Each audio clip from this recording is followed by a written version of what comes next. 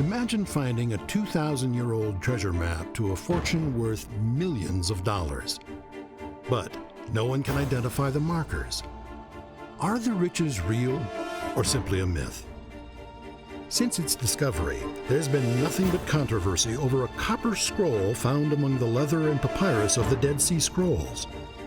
But does what it contain amount to fact or fiction? Were Jerusalem's temple treasures hidden away in the desert for safekeeping? Does the copper scroll tell us where they can be found? And have any of the treasures listed in the scroll been recovered? With the discovery of the copper scroll, treasure hunters and archaeologists alike have searched for the vast riches described in this unique record, but this may not be the only treasure or even the greatest treasure to be found in the Holy Land. Some researchers believe that an even more fabulous fortune is buried beneath the city of Jerusalem, the treasure of King David's tomb. What kind of riches could be contained in this ancient burial place? Has any of it ever been found? Or does an ancient curse protect it from tomb raiders to this very day? And what would happen to the nation of Israel if either of these fabulous treasures were found within its borders? Would it solidify the Jews' claim to Jerusalem and the Holy Land? Or would it be the catalyst for all-out war? The secrets of the Copper Scroll and the treasures of the Second Temple are about to be revealed.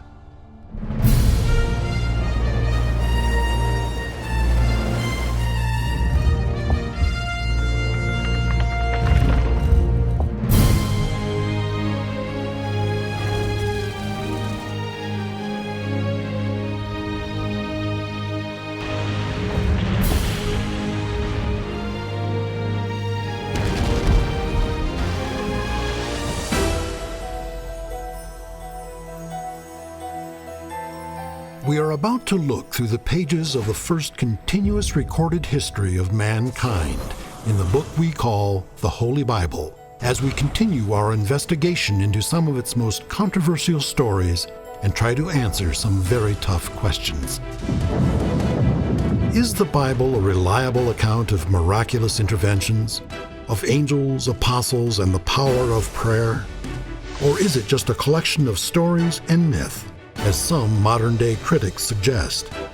Both Bible skeptics and proponents from around the world have contributed to this exciting discussion. Some of these biblical revelations may shock and surprise you.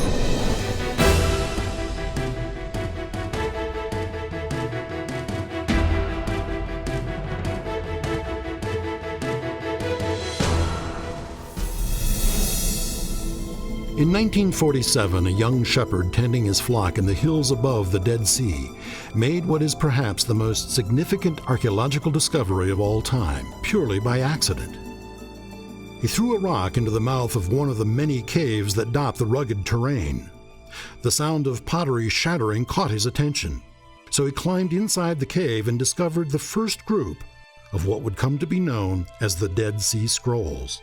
The Dead Sea Scrolls date back almost 2,000 years, back to the time when the Jewish temple was destroyed by the Romans in 70 AD. The scrolls were written on either papyrus or leather and were stored in clay jars that were deposited into caves. They were found in the vicinity of the ancient settlement called Qumran near the Dead Sea.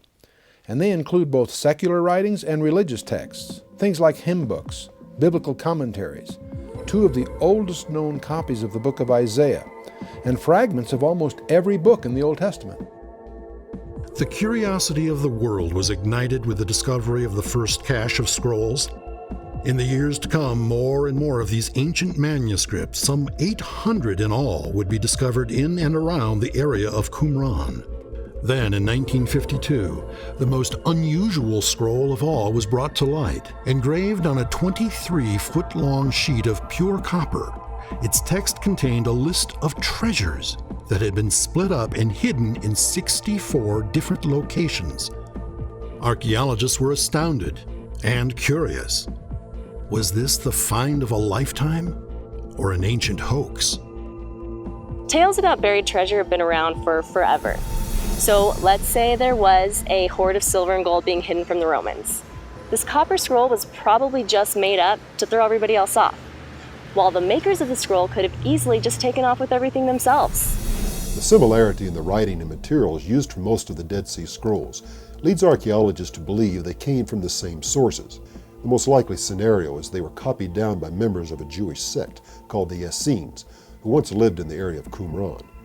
But the Copper Scroll stands out from the others for two reasons. It's not written in narrative form like the other text. It's a list, pure and simple. A list of what many believe to be treasures from the Second Jewish Temple that were hidden in order to prevent them from falling into the hands of the Romans. The second thing that sets the Copper Scroll apart is it's the only one of the Dead Sea Scrolls that was not written on papyrus or leather. Instead, it was inscribed onto sheets of copper using a technique called bas relief. As we can see from this replica of the Copper Scroll, letters were hammered into the backside of the metal using a punch. This resulted in a raised letter text that showed through to the front side of the scroll. A tremendous amount of effort went into the making of this scroll, and I think that gives us a good indication that the Copper Scroll is a real treasure map. The Essenes knew that the list was of great importance, so they reasoned that by leaving this record on sheets of metal, it would have a greater chance of surviving the elements so that the treasure could one day be retrieved. 2,000 years have passed since the writing of the Copper Scroll. During that time, the Jews were scattered throughout the world and the treasure was lost in the sands of time. Lost, but not forgotten. Modern-day treasure hunters and archaeologists would like nothing better than to rediscover these fabled riches. Has the time come for this lost Bible treasure to be revealed? Or are the hopeful looking for something that simply doesn't exist? Israel's a small country, and there isn't much about the Temple period and where everything was back then that we don't already know. If there was anything to this Copper Scroll treasure map and whatever it talks about, we would have known about it long before now. J.T. Millick was the first scholar to publish a translation of the text of the Copper Scroll, and in his opinion, the list contained in the scroll was nothing more than Jewish religious folklore. He based that belief on what he took to be parallel accounts of hidden treasure in the ancient Jewish literature. The best example of this parallel comes from a medieval Jewish midrash. These were commentaries on the Hebrew scriptures that were known to have been based on Jewish legend and parables. Millick believed this particular midrash provided an interpretive key to the Copper Scroll because it contains the story about the hiding of the temple treasures in secret underground compartments. The location of these places would not be known until the coming of the Messiah. The midrash also says that the inventory of the temple treasures was written on a copper tablet. Based on the obvious connection between the Copper Scroll and the midrash, which again Millick believed to be purely legend, he discounted the authenticity of the scroll. Are the contents of the Copper Scroll simply a bare-bones retelling of Jewish legend? It would seem that the conclusions of such a noted scholar are hard to argue with. But could there be an ulterior motive for publicly stating the treasure is a hoax?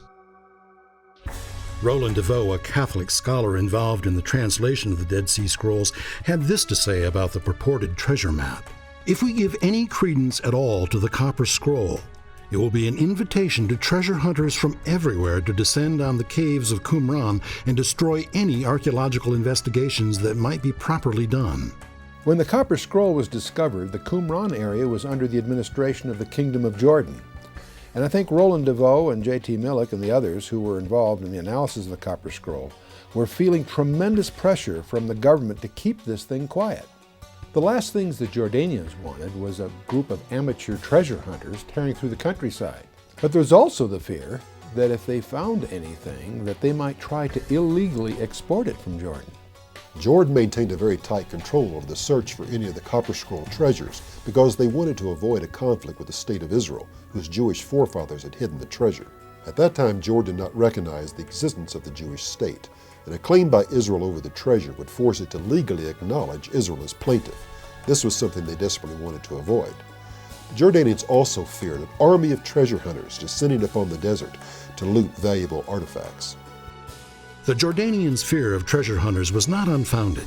In the years that followed the publication of the Copper Scroll, a number of excavations took place. Both amateurs and professionals used the Copper Scroll as a guide. The first and most notable search for the Copper Scroll treasure occurred in the early 1960s. It was undertaken by a man named John Allegro, a respected scholar who had come up with his own translation of the scroll and submitted it to the Jordanian government. With the official blessing of Jordan, Allegro searched for the buried treasure, but found nothing.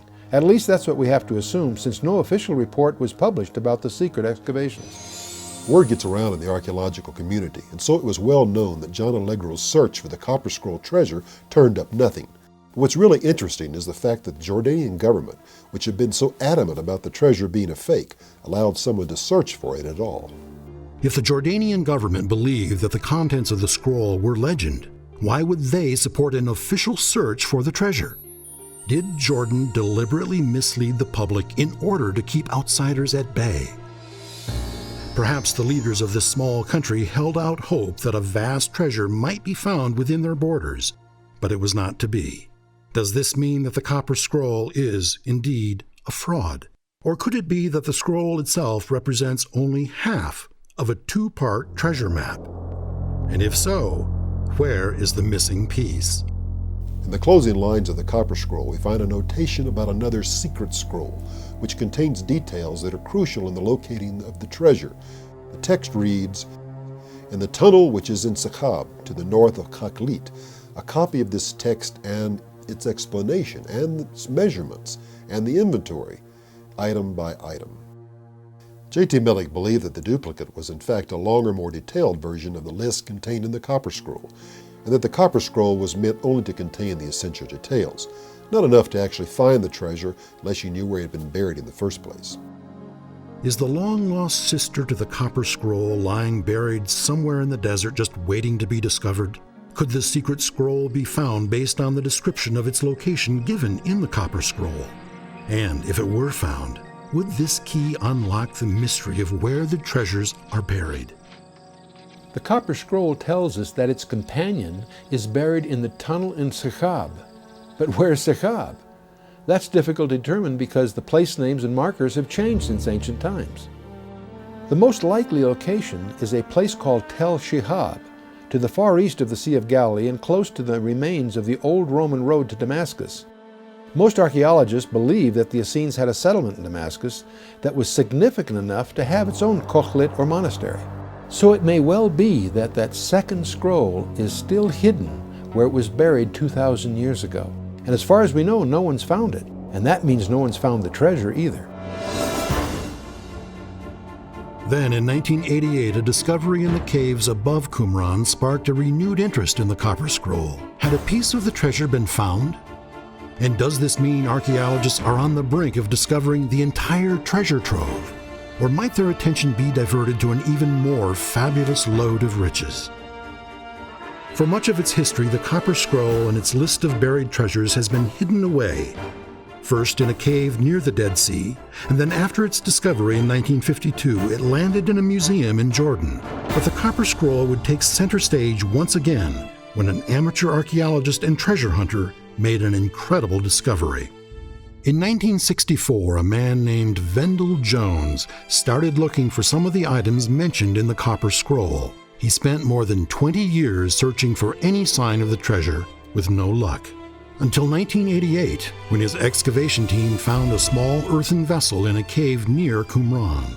Numerous articles from the Second Temple are recorded on the Copper Scroll, including such specific items as the breastplate of the high priest, various treasures of both gold and silver, various plates that were used in the temple worship, and, most interesting of all, the oil of anointing, a flask made of clay that would hold the oil that was used to anoint the tabernacle, to anoint the Ark of the Covenant, and the high priest himself.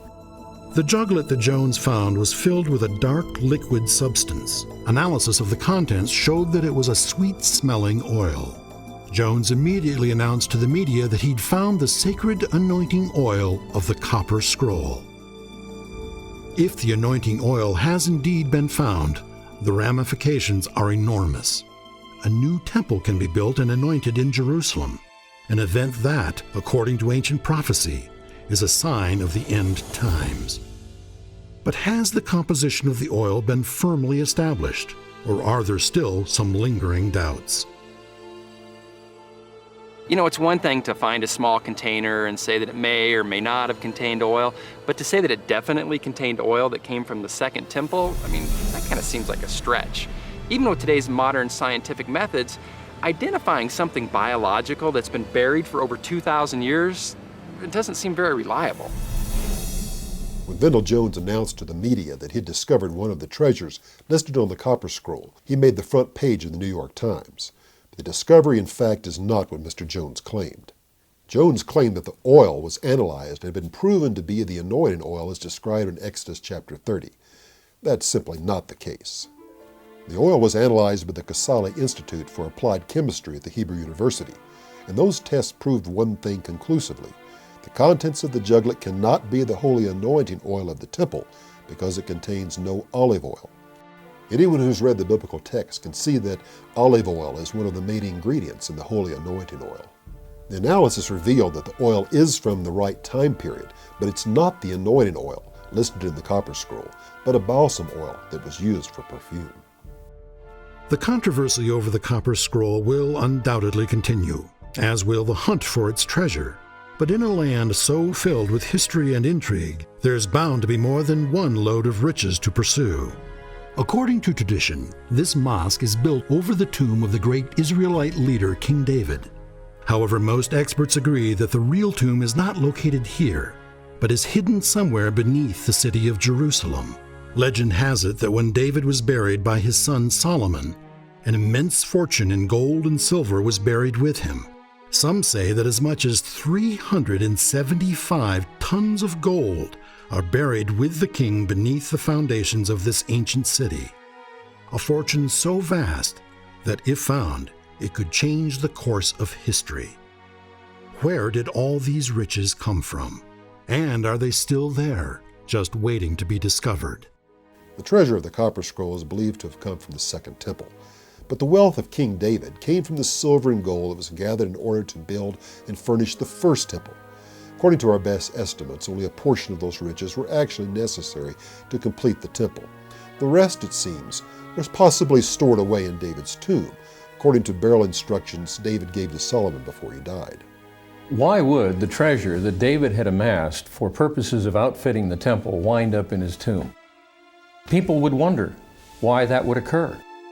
But there's a very logical answer. David was a forward-thinking individual. He was conservative in his outlook. He always depended upon prophecy. He would not make decisions unless he knew what God's will was. Also, you find that his son Solomon gave instruction that a wise man saves up for his children and his children's children. This means that that is a forward-looking approach. And if you were to take the total amount of treasure, the 100,000 talents of gold, the 1,000,000 talents of silver, and the amount of gold necessary to outfit a small Hebrew temple, which would be anywhere from, depending on the size of a talent now, about 3% to 10% of the total mass of gold that David had accumulated was necessary for outfitting the temple. Now, this is based upon the principle that the Temple of Delphi had 127 tons of gold used in its construction, and it was far richer than the Temple of Jerusalem. So when you take that perspective, David was able to save upwards of up to about 90% of the gold that he had amassed for future generations. So this is based upon a forward-thinking king. But is it just the gold? Or is there another reason why Christians are interested in David's tomb? For many years, critics of the Bible argued that the only evidence for King David was the Bible stories themselves. In fact, some critics argued that a lack of archaeological evidence proved that David didn't exist at all. It was a shock to these critics when an inscription was discovered in 1993 commemorating the victory of the king of Damascus over the house of David, in effect solidifying David's place in biblical history. The discovery of David's tomb would establish the Bible as valid secular history, as well as a chronicle of God's dealing with His children. The discovery of treasure would be of secondary importance. It's not just the monetary treasure like the silver and gold, which would be enormous in itself, but David's tomb, to be opened, would have in it undoubtedly the archive, the missing archive of Israel, which has never been located. Also, the king of Israel was required to write his own copy of the law, the book of Deuteronomy at least, and writing the complete Torah in his own handwriting, that could exist in the tomb. There could be other artifacts, such as the helmet of Goliath, the spear of Goliath, David's own shield, any number of things. The tomb could not only be a sanctuary or a treasury, but it could also double for being a museum and it's symbolic as well. The statement that Josephus made in regards to David, he claimed that David was the richest of all kings. And the fact that we know now historically and that Alexander the Great had seized around 7,000 tons of gold. Josephus certainly knew of Alexander. He certainly knew of David. Therefore, he was comparing David to Alexander. Nobody knows where King David's tomb is located today. And according to the Jewish historian Josephus, that's exactly the way David wanted it. According to his account, David's tomb was so artfully constructed that it remained hidden from view. And as it turned out, that is a good thing. Because of the hidden nature of the tomb and treasure, this is what allowed it to remain secret until this very time. Could it be that the treasure of King David's tomb has been lost for thousands of years? If so, its discovery would be even more important than the unearthing of the magnificent burial place of King Tut. However, ancient documents indicate that grave robbers may have already looted David's burial site. But according to the record, these were not your everyday treasure hunters. According to Josephus, the tomb of David had been disturbed twice in its history, once for necessity and the last time for greed. The first occasion came around 150 years before the birth of Christ, and this was when Antiochus, the king of Syria, came down to Jerusalem and besieged the city. And in order to get rid of him, Hyrcanus the high priest went down into King David's tomb and extracted 3,000 talents of silver, paid the ransom, and then Antiochus left. But the second time David's tomb was disturbed, things didn't end so peacefully. Now Herod the Great, who was king of Jerusalem in the time Jesus was born, decided to extract some of the gold out of King David's tomb. So he sent his own men down into the tomb to extract some of the wealth. As Herod's men attempted to open the tomb, a blast of flame filled the chamber and drove them back. 2 of Herod's guards were killed, and the other soldiers were so frightened by the experience they refused to re-enter the tomb, even under the penalty of death. This account, reported by Josephus, of Herod and his men going into David's tomb, had one unfortunate experience. Herod locked down the tomb, closed it down, and put a monument outside to ensure that no one would come this way again. What happened to the treasure of David's lost tomb? Did future generations respect Herod's warning and stay clear of the king's final resting place? Or did the unstoppable force of the Roman Empire sweep it away long ago? In the written histories of the first and second Jewish revolts, we find no reference to treasure being plundered from David's tomb. But if that had been the case, there surely would have been some reporting of this. The other piece of evidence comes from the Arch of Titus in Rome. The purpose of the arch was to celebrate Rome's sacking of Jerusalem, and we can see in the carvings that some items from the temple, like the menorah, were looted. But there's no depiction of treasure being extracted from David's tomb. If the Romans had retrieved the immense stockpile of gold from David's tomb, wouldn't they have celebrated their achievement? Can we assume, then, that the treasure is still buried beneath Jerusalem? If so, what would we find if the riches were uncovered today? It's hard to contemplate the magnitude. First of all, what it would do is cause historians, archaeologists, theologians to recognize the validity of King David. It would probably cause a resurgence in Torah studies, because it would be important to recognize how the dominating factor in David's life was the Torah. He followed God. It would be a more God-fearing world as a result of it. I think the real riches would be archaeological, because we would be discovering more confirmation of what occurred during the life of Jesus and more confirmation of what happened in Old Testament Jewish history. All of this is a wealth of information for both Christians and Jews, and confirming the validity of the book that we consider to have been inspired by God. If that treasure was found today, Israel would be wealthy beyond its wildest dreams. But of course, there'd be a lot of controversy over that treasure. The Palestinians have made it clear that they believe Jerusalem belongs to them, so if a treasure was found buried beneath the city, they would undoubtedly claim ownership of it. It's possible that a discovery of such vast wealth could send the region into turmoil, even more so than there is today, possibly even all-out war. Will the treasures of the Copper Scroll and King David's tomb ever be found? Only time will tell. Meanwhile, archaeologists and treasure hunters alike will undoubtedly continue to search for these ancient riches. But perhaps at this point, it might be better for everyone if these lost Bible treasures remain lost.